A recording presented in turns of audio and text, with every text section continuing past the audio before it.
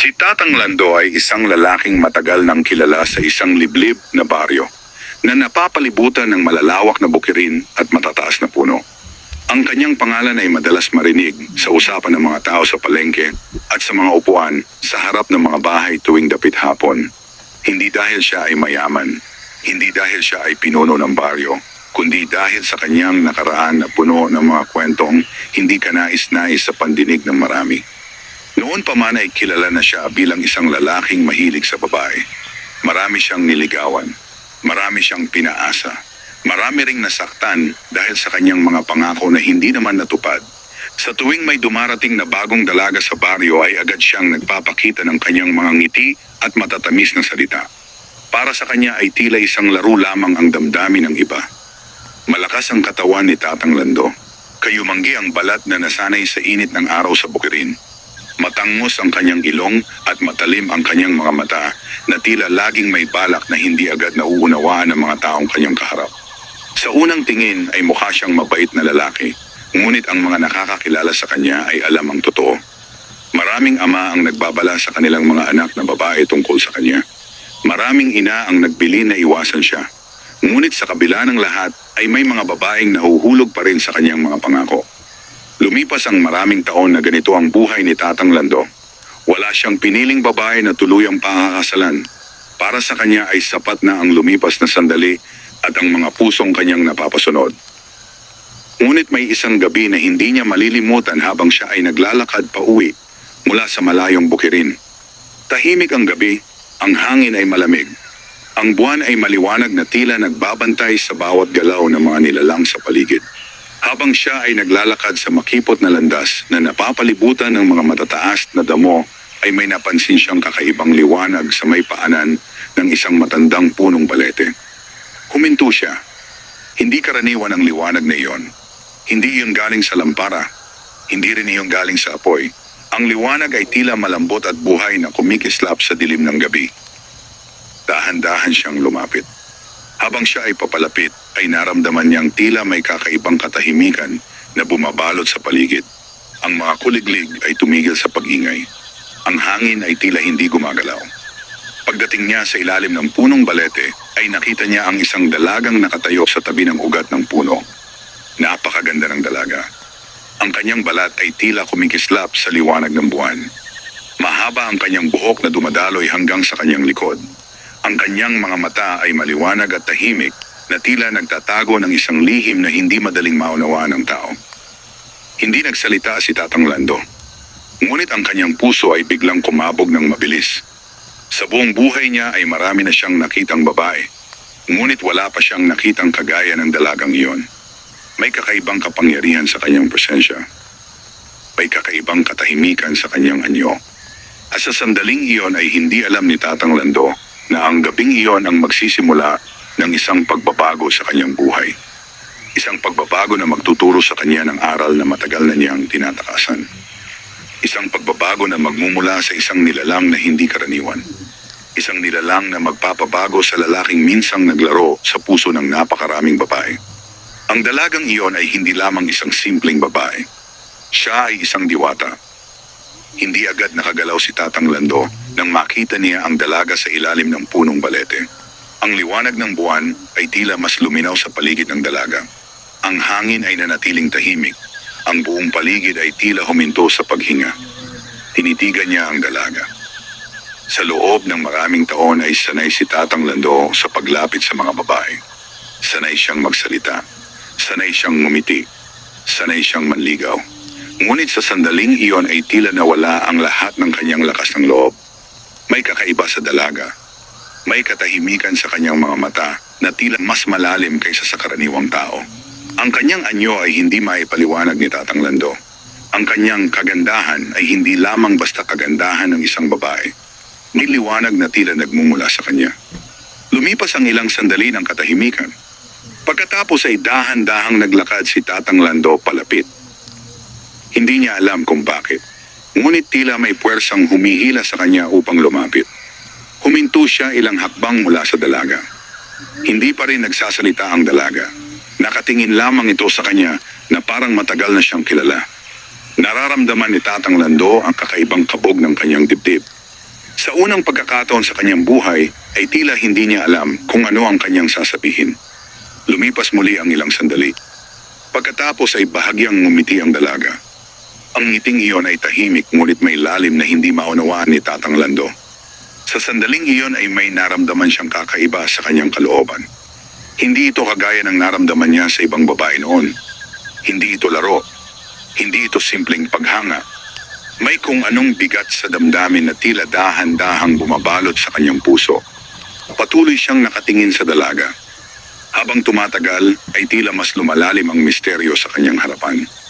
Hindi pa rin nagsasalita ang dalaga. Ngunit ang kanyang presensya ay sapat upang maramdaman ni Tatang Lando na ang gabing iyon ay hindi karaniwan. Sa wakas ay gumawa siya ng lakas ng loob. Binuksan niya ang kanyang bibig upang magsalita. Ngunit bago pa man siya makapagsalita, ay nagsimulang gumalaw ang mga dahon ng punong balete kahit walang hangin. Ang liwanag sa paligid ay tila mas lumakas. Ang mga ugat ng puno ay tila nabuhay sa tahimik na paraan.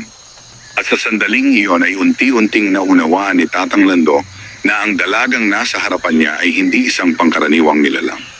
Ang katahimikan ng gabi ay naging mas mabigat. Ang puso ni Tatang Lando ay patuloy na tumitibok ng mabilis. Sa kanyang harapan ay nakatayo ang isang nilalang na nagmumula sa mundong matagal nang pinaniniwalaan ng mga matatanda sa baryo. Isang nilalang na bihirang makita ng tao. Isang nilalang na may kapangyarihan na hindi kayang sukatin ng karaniwang isip.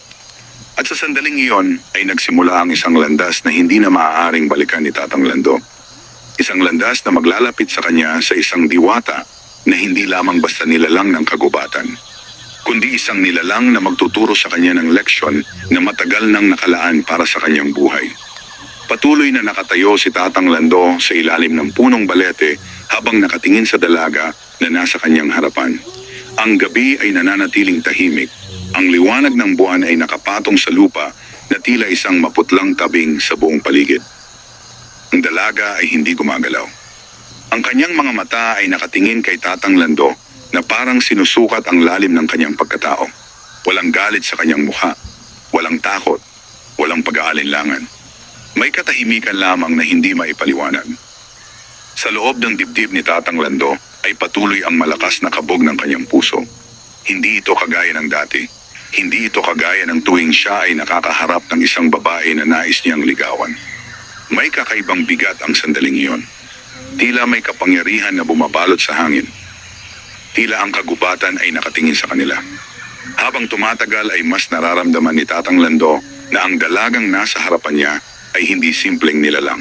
May liwanag na tila dumadaloy mula sa kanyang balat.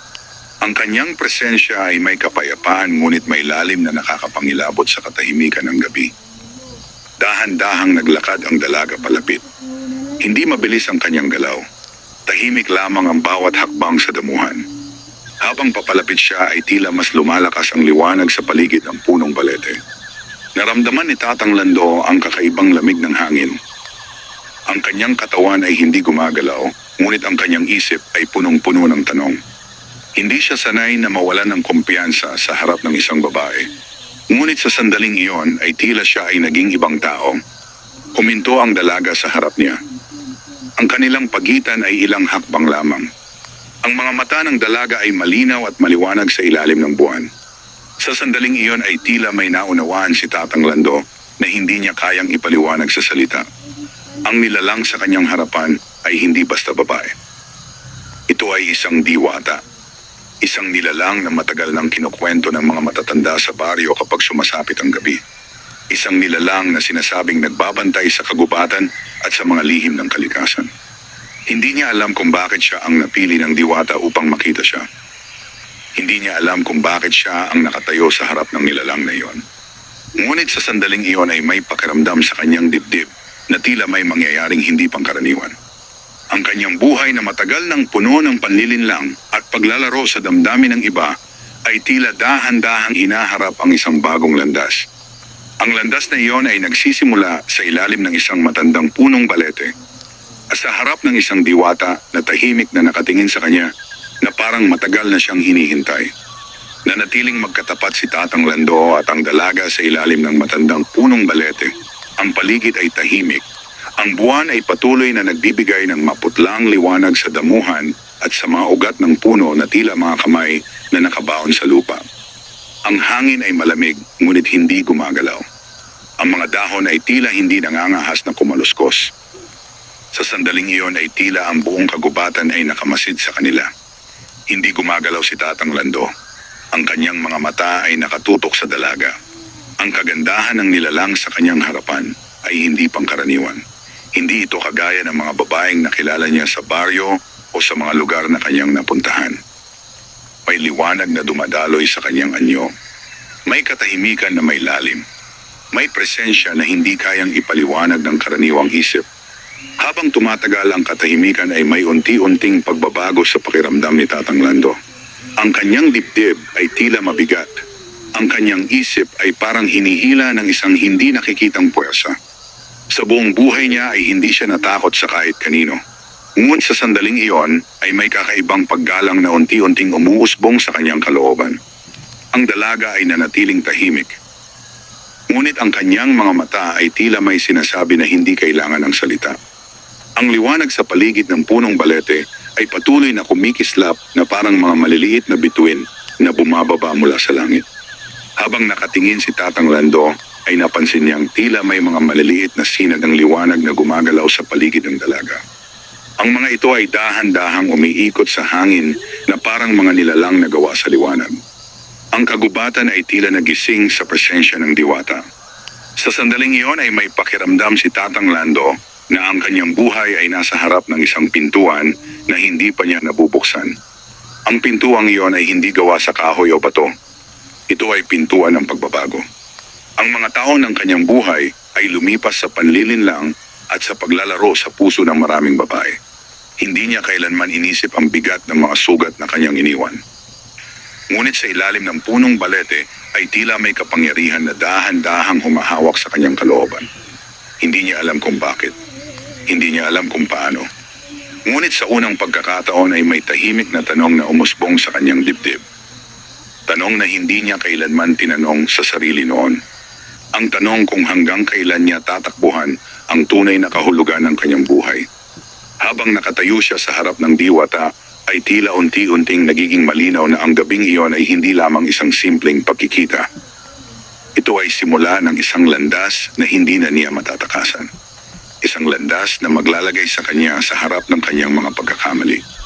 Isang landas na magtuturo sa kanya ng leksyon na matagal nang naghihintay sa kanyang kapalaran. Ang gabi ay patuloy na bumabalot sa kagubatan habang nakatayo si Tatang Lando sa ilalim ng punong balete. Ang liwanag ng buwan ay tila mas naging malinaw. Ang damuhan ay kumikislap sa maputlang sinag na bumabagsak mula sa langit. Ang dalaga ay nananatiling nakatayo sa kanyang harapan. Tahimik ang kanyang anyo.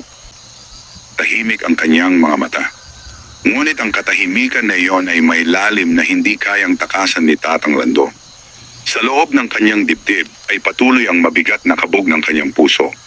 Ang kanyang mga tao ng pamumuhay ay puno ng paglalakad sa iba-ibang baryo. Puno ng mga pangako na hindi tinupad. Puno ng mga pusong kanyang iniwan na may sugat. Hindi niya kailanman pinansin ang mga iyon. Para sa kanya noon ay bahagi lamang iyon ng kanyang buhay. Ngunit habang nakatayo siya sa harap ng diwata, ay tila ang lahat ng iyon ay bumabalik sa kanyang alaala. Ang katahimikan ng gabi ay tila isang salamin na nagbubukas sa mga lihim ng kanyang nakaraan. Ang hangin ay dahan-dahang dumaan sa mga dahon ng balete. Ang mga ugat ng puno ay nananatiling nakabaon sa lupa na tila mga bantay ng matagal ng lihim ng kagubatan. Sa sandaling iyon ay tila may pagbabago sa paligid. Ang liwanag na umiikot sa hangin ay mas dumami. Ang mga maliliit na sinag ay tila gumagalaw sa pagitan ng mga sanga at damuhan. Ang buong kagubatan ay tila nagiging buhay sa presensya ng diwata. Si Tatang Lando ay hindi gumagalaw. Ang kanyang mga mata ay patuloy na nakatingin sa dalaga. Habang tumatagal ang sandali ay may unti-unting pakiramdam na pumapasok sa kanyang kalooban. Pakiramdam na hindi niya naramdaman sa buong buhay niya. Isang tahimik na pag-aalinlangan sa sarili. Ang kanyang isip ay tila naglalakbay sa mga taong lumipas. Ang mga mukha ng mga babaeng kanyang nilapitan. Ang mga pangakong kanyang binitawan. Ang mga damdaming kanyang iniwan na hindi niya binalikan. Ang lahat ng iyon ay tila lumulutang sa katahimikan ng gabi.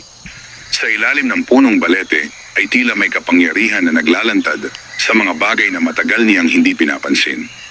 Ang presensya ng diwata ay hindi nagpapanta. Hindi ito mabangis. Ngunit may lalim na hindi matatakasan. Habang nakatingin si Tatang Lando sa dalaga, ay unti-unti niyang naramdaman na ang nilalang sa kanyang harapan ay hindi lamang bahagi ng kagubatan. Ang diwata ay tila isang tagapagdala ng isang aral na matagal nang naghihintay sa kanyang kapalaran. Isang aral na hindi kayang itago ng kahit gaano katagal na pagtakbo mula sa katotohanan. Sa ilalim ng punong balete ay nagsisimula ang isang pagbabago sa buhay ni Tatang Lando. Isang pagbabago na unti-unting bubukas sa mga pintuan ng kanyang pagkatao. Isang pagbabago na maglalagay sa kanya sa harap ng tunay na halaga ng puso ng isang tao. Ang gabi ay patuloy na lumalalim sa kagubatan. Ang liwanag ng buwan ay nakahiga sa lupa na tila isang tahimik na bantay sa bawat bagay na naroroon. Sa ilalim ng matandang punong balete ay nananatiling nakatayo si Tatang Lando at ang diwata. Ang katahimikan ay mas naging mabigat. Ang hangin ay malamig at mabagal na dumadampi sa mga dahon. Ang mga sanga ng balete ay tila mga matandang kamay na nakataas sa langit habang ang mga ugat nito ay nananatiling mahigpit na kumakapit sa lupa. Si Tatang Lando ay patuloy na nakatingin sa diwata. Ang kanyang isip ay tila naglalakbay sa mga alaala na matagal na niyang kinalimutan. Ang mga tao ng kanyang buhay ay lumipas na parang agos ng ilog na hindi niya pinigilan. Maraming mukha ng babae ang dumaan sa kanyang alaala. Mga mukha na minsang ngumiti sa kanya. Mga mukha na minsang naniwala sa kanyang mga pangako. Ngunit ang mga mukhang iyon ay hindi niya kailanman binalikan. Sa sandaling iyon ay tila may bigat na bumabalot sa kanyang dibdib. Hindi ito takot. Hindi ito galit. Ito ay isang tahimik na pakiramdam na tila may isang bagay na matagal na niyang hindi nauunawaan. Ang presensya ng diwata ay hindi nagbabago. Ang kanyang anyo ay nananatiling payapa at maliwanag sa ilalim ng buwan. Ang kanyang mga mata ay tila may malalim na katahimikan na nagmumula sa isang mundong hindi pa nararating ng karaniwang tao. Habang tumatagal ang sandali ay mas nararamdaman ni Tatang Lando na ang gabing iyon ay hindi basta pangkaraniwang gabi. Ang kagubatan ay tila may lihim na gumagalaw sa pagitan ng mga puno. Ang hangin ay tila may dalang mga alaala ng mga panahong matagal nang lumipas. Sa loob ng kanyang dibdib ay may dahan-dahang pagbabago. Ang lalaking sanay sa pagkuha ng puso ng iba ay tila unti-unting nakaharap sa sarili niyang puso. Ang kanyang mga hakbang sa buhay ay puno ng paglalakbay at pansamantalang kasiyahan. Ngunit sa ilalim ng punong balete ay tila may kapangyarihan na humihinto sa kanyang pagtakbo. Ang presensya ng diwata ay parang isang tahimik na ilaw na nagpapakita ng landas na hindi pa niya nakikita noon. Habang patuloy siyang nakatingin sa diwata, ay may pakiramdam siyang tila may matagal ng kwento na nagsisimulang mabuo sa pagitan nila. Isang kwento na hindi lamang tungkol sa pagkikita ng tao at nilalang ng kagubatan. Isang kwento na may dalang pagbabago. Isang kwento na maglalagay kay Tatang Lando sa harap ng isang aral na hindi niya kailanman inakala na kanyang mararanasan. Sa tahimik na gabi sa ilalim ng punong balete ay unti-unting nagsisimula ang landas ng isang lalaki na matagal nang namuhay sa pansamantalang kasiyahan. Ang landas na iyon ay magdadala sa kanya sa isang kapalaran na magbabago sa kanyang buong pagkatao. Ang gabi ay nananatiling tahimik sa kagubatan. Ang buwan ay nakabitin sa kalangitan na tila isang maputlang mata na nakatingin sa lupa. Sa ilalim ng matandang punong balete ay nakatayo pa rin si Tatang Lando at ang diwata. Ang paligid ay hindi nagbabago. Ang mga puno ay nakatayo na parang mga bantay ng sinaunang lihim. Ang damuhan ay tahimik na nakahiga sa lupa. Ang hangin ay dumaraan na may malamig na haplos. Sa loob ng dibdib ni Tatang Lando ay patuloy ang mabigat na paghinga. Ang sandaling iyon ay tila walang hanggan. Habang tumatagal ay mas lumalalim ang pakiramdam na bumabalot sa kanyang kalooban. Ang kanyang isip ay tila naglalakad sa mga daan ng kanyang nakaraan. Mga alaala ng mga araw na ginugol niya sa paghahanap ng panibagong babae. Mga alaala ng mga pangako na kanyang binitawan nang walang tunay na hangarin na tuparin. Mga alaala ng mga pusong kanyang iniwan. Noon ay hindi niya iyon pinansin. Noon ay tila isang laro lamang ang lahat. Ngunit sa ilalim ng punong balete ay tila nagiging malinaw ang bigat ng bawat hakbang na kanyang ginawa sa nakaraan. Ang diwata ay nananatiling nakatayo sa kanyang harapan. Ang kanyang presensya ay hindi mabangis. Hindi ito nakakatakot. Ngunit may katahimikan na tila mas makapangyarihan kaysa sa anumang galit. Ang kanyang mga mata ay parang malinaw na tubig sa gitna ng kagubatan. Malalim, tahimik, hindi matakasan. Sa sandaling iyon ay naramdaman ni Tatang Lando na tila ang kanyang buong pagkatao ay nakaharap sa isang salamin. Ang salamin na iyon ay hindi gawa sa salamin o bato. Ito ay gawa sa katahimikan ng diwata na nasa kanyang harapan. Ang lalaking sanay na kontrolin ang damdamin ng iba ay tila nawalan ng lakas sa harap ng presensya ng nilalang na iyon. Ang kanyang puso ay unti-unting bumibigat. Hindi niya alam kung bakit. Ngunit tila may bahagi ng kanyang kalooban na nagsisimulang magising mula sa matagal na pagkakatulog.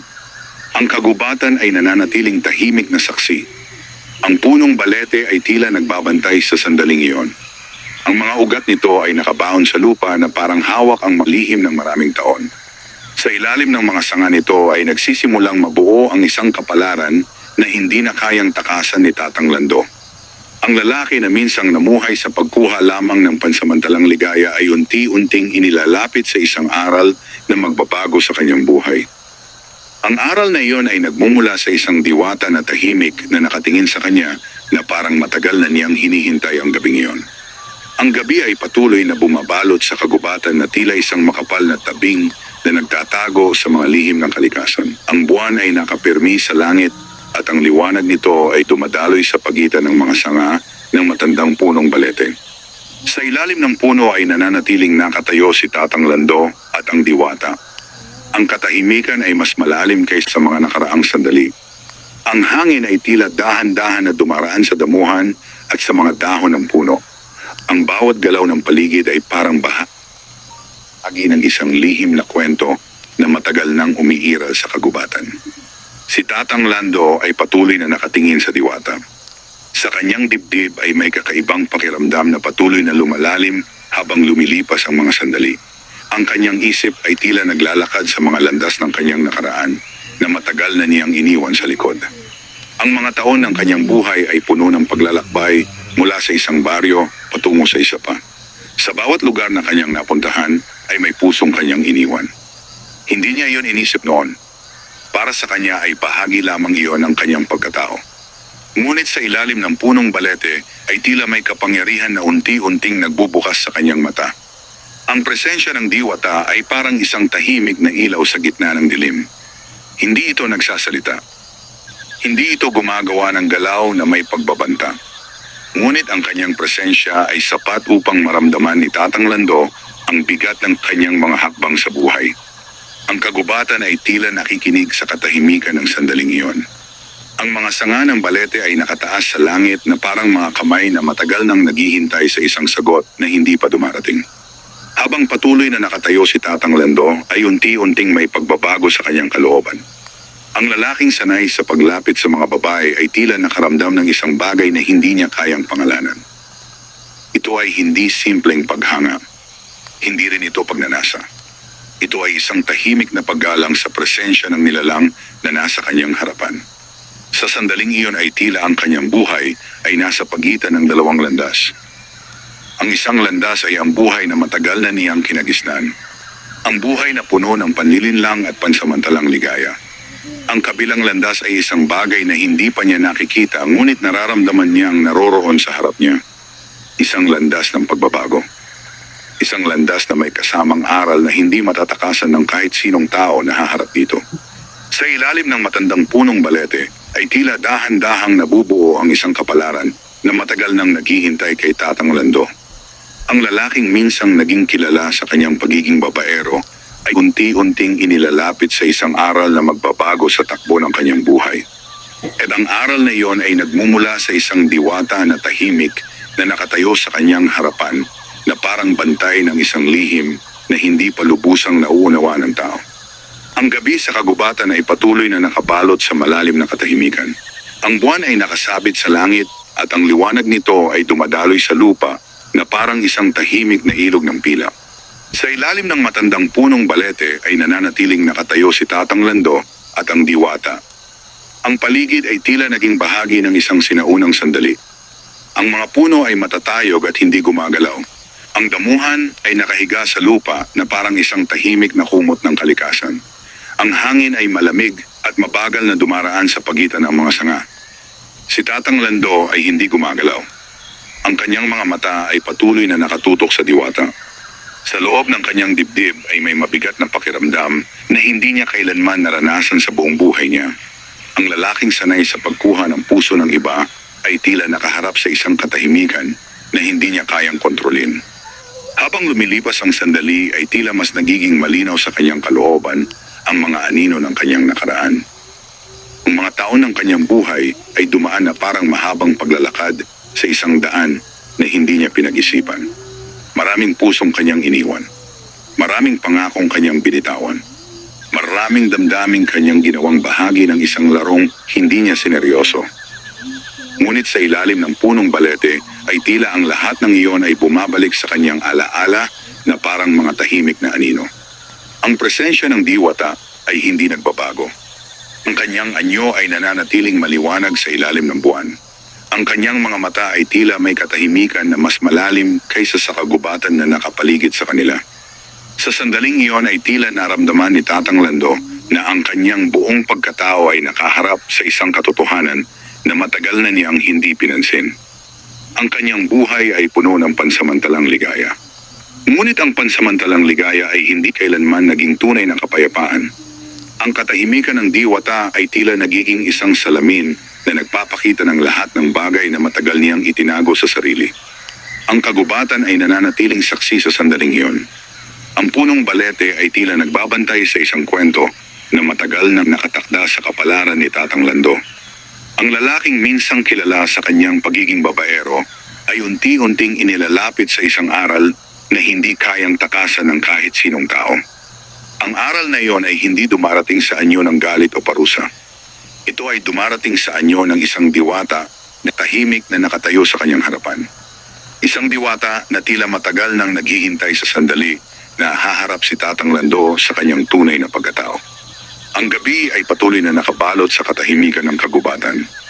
Ang buwan ay nakatingin mula sa kalangitan at ang liwanag nito ay dumadaloy sa damuhan at sa mga ugat ng matandang punong balete. Sa ilalim ng puno ay nakatayo pa rin si Tatang Lando at ang diwata. Ang sandali ay tila humaba na parang walang hanggan. Ang hangin ay malamig na dumadampi sa paligid. Ang mga sanga ng balete ay nakataas sa langit na tila mga bantay ng isang lihim na matagal nang umiira sa kagubatan. Si Tatang Lando ay nakatayo na parang isang taong matagal nang naglalakbay at ngayon ay nakarating sa dulo ng isang daan. Sa loob ng kanyang dibdib ay may mabigat na pakiramdam na hindi niya kailanman naramdaman noon. Ang kanyang isip ay tila naglalakad sa mga alaala ng kanyang buhay. Ang mga taon ng kanyang kabataan, ang mga baryong kanyang napuntahan, ang mga babaeng kanyang nilapitan, ang mga pusong kanyang iniwan. Noon ay hindi niya iyon pinansin. Noon ay tila bahagi lamang iyon ng kanyang pagkatao. Ngunit sa ilalim ng punong balete ay tila may liwanag na unti-unting naglalantad sa katotohanan ng kanyang buhay. Ang presensya ng diwata ay nananatiling tahimik at maliwanag sa ilalim ng buwan. Ang kanyang mga mata ay tila may malalim na kapayapaan na hindi matatagpuan sa mundong ginagalawan ng tao. Habang patuloy siyang nakatingin sa diwata ay may unti-unting pagbabago sa kanyang kalooban. Ang lalaking sanay sa pansamantalang ligaya ay tila nakaharap sa isang bagay na higit na malalim kaysa sa anumang kanyang naranasan. Ang katahimikan ng sandaling iyon ay parang isang pintuan na dahan-dahang nagbubukas sa kanyang harapan. Sa pintuang iyon ay naroroon ang isang bagong landas. Isang landas na hindi na umiikot sa paglalaro sa damdamin ng iba. Isang landas na hindi na nakatali sa pansamantalang kasiyahan. Isang landas na may kasamang aral na matagal nang naghihintay sa kanya. Sa ilalim ng matandang punong balete ay tila nagsimula ang pagbabago sa puso ni Tatang Lando. Ang lalaking minsang kilala sa pagiging babaero ay unti-unting nahaharap sa katotohanan ng kanyang buhay. Ang diwata na tahimik na nakatayo sa kanyang harapan ay tila naging tagapagdala ng aral na iyon. Isang aral tungkol sa halaga ng puso ng tao. Isang aral tungkol sa bigat ng mga damdaming hindi dapat paglaruan. Isang aral na magbabago sa landas ng kanyang kapalaran. At sa tahimik na gabi sa gitna ng kagubatan ay nagsimula ang isang kwento ng pagbabago. Ang kwento ng isang lalaki na matagal nang naglakad sa maling landas. At ang kwento ng isang diwata na naging ilaw upang makita niya ang landas na magdadala sa kanya sa tunay na kahulugan ng kanyang buhay. Lumipas ang mga araw matapos ang gabing iyon sa ilalim ng punong balete. Ang dating si Tatang Lando na kilala sa baryo bilang babaero ay unti-unting nagbago. Ang kanyang mga hakbang ay naging tahimik. Ang kanyang mga mata ay wala na ang dating mapanlinlang na tingin. Ang mga tao sa baryo ay nagsimulang makapansin.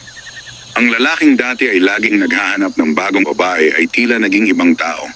Madalas na siyang makita sa bukirin habang tahimik na nagtatrabaho. Hindi na siya nagpapakita ng matatamis na salita sa mga dalaga. Hindi na rin siya gumagala sa gabi upang manligaw. Sa puso ni Tatang Lando ay nanatili ang alaala ng diwata na kanyang nakita sa ilalim ng punong balete. Minsan sa mga gabing tahimik at maliwanag ang buwan ay bumabalik siya sa lugar na iyon. Tahimik siyang nakatayo sa ilalim ng puno na tila may hinihintay.